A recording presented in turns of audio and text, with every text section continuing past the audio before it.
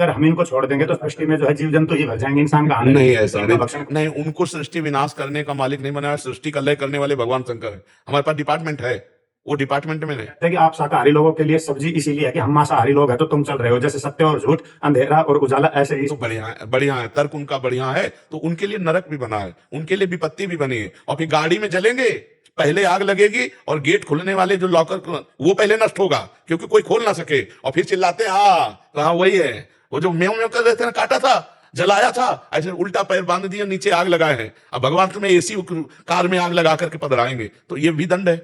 तैयार रहो इसके लिए, पक्का तैयार रहो। अगर आप पापाचरण करते हैं तो इसी जन्म में तुमको पता चल जाएगा कि तुम्हारा परिणाम क्या होगा। ऐसा आज तक कोई पापी नहीं देखा कि ऐसे करके गया हो मृत्यु लेख से। रावण जैसे धूल धूसरित हो गए, कंस जैसे, शिशुपाल जैसे काट के फेंक दिए गए, कोई ऐसा नहीं है। ये जो कह रहे हैं ना, बढ़िया, दो प्रकार की खेती होती है, एक दुख की एक सुख की। अब वो दुख की खेती हो, जब काटने को आएगा तब कहते हे भगवान 7 लोग इस गाड़ी में जल गए। ये वही जले हैं जो जला जला के खाए थे ना, अब भगवान ने भूंजा उनको, काल भगवान ने। ऐसी गाड़ी में बैठे हैं, फिल्मी गाना चल रहे हैं, गाड़ी रफ्तार से है, आग लग गई। अब कोई आवाज सुन करके भी खोल नहीं सकता, गेट लॉक है क्योंकि वो तार जल गए, अब जल गए पूरे।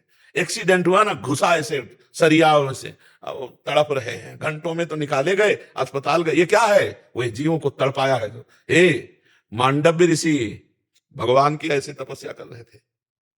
तितली छोटी बच्चे में जैसे होता ना खिलवाड़, तो 8 वर्ष के थे तो तितली की गुदा में बम्बूल का कांटा डाल के छोड़ दिया था।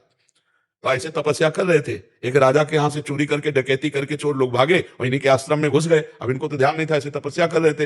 राज कर्मचारी आए, बोले बाबा जी का नाटक करता है और चोरी करवाता है, उनको भी बांध ले गए। राजा ने कहा सब इन चोरों को सूली की सजा दे। उस समय सूली की सजा मतलब भाले जैसा एक खड़ा है, इधर उधर खंबे, और उस खंबे से चढ़ के उसके गुदा द्वार में ऐसे छोड़ दिया जाता है। और वो इतना गया, वो तड़प तड़प के बहुत बुरी तरह की मौत, क्योंकि उससे तुरंत मौत थोड़ी होती।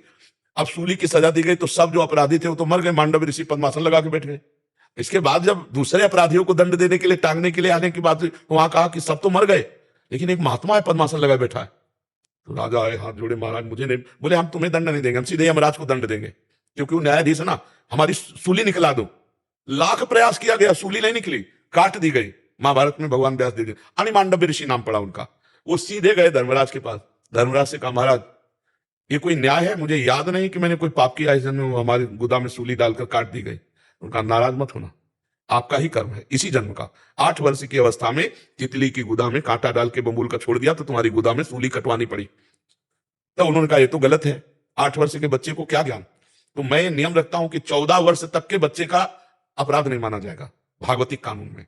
और मैं तुम्हें साफ देता हूं कि तुमने गलत न्याय किया, इसलिए मनुष्य योनि 100 वर्ष तक की प्राप्त करो। तो सीधे धर्मराज विदुर जी के रूप में आए थे, वही धर्मराज है। तो सोचो इतने बड़े महात्मा के द्वारा की गई गलती माफ नहीं हुई, है ना। तो ये जो बकरा बकरी मुर्गा मुर्गी, ये तुम सृष्टि के विनाश का हेतु भगवान शंकर को है, पालन का हेतु हरि को है, और रचने का हेतु ब्रह्मा को है। अपने आचरण से चलो यार, नहीं तो नरक बना हुआ है, ऐसी ऐसी समस्याएं बनी हुई हैं, ये सब दुख भोगने को मिल जाते हैं, सब दुख भोगने को मिल जाते हैं। कीड़ा पड़ते हैं फिर शरीर में, ऐसा पशु बना दिया जाएगा जहां मनुष्य ना पहुंचने पावे, और कीड़ा पड़ गए, सड़ रहा है, कितने दिनों में तड़प के मारे, ये नरक है सब। इसलिए ऐसे लोगों की बातों पर ध्यान न दो जो ये कहते हैं कि हम संहार के लिए बने हैं।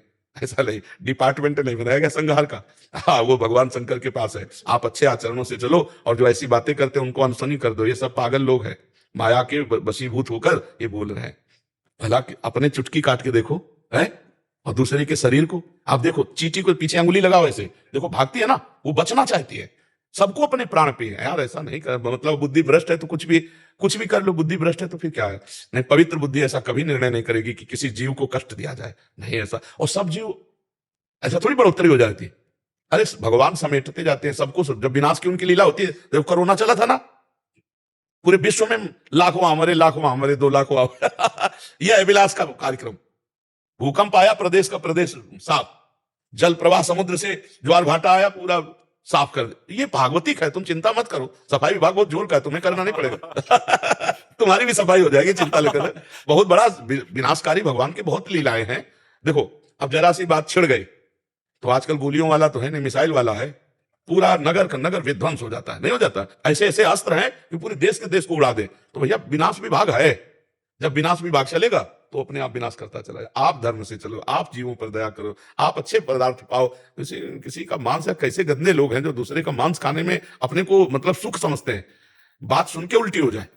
है आप किसी के अंग खाने, मांस खाना, और वो बुद्धि भ्रष्ट है तो उनको अच्छा लगता है। तो आप लोग सत्संगी, आप लोग ना पाइए, अच्छे मार्ग में चलिए, किसी माता बहन की तरफ गंदी दृष्टि मत रखिए। जो गृहस्थी में आपको पाणी ग्रहण हुआ है उसी से धर्म से चलोगे ना तो इस जन्म में सुखी रहोगे, आगे भी सुखी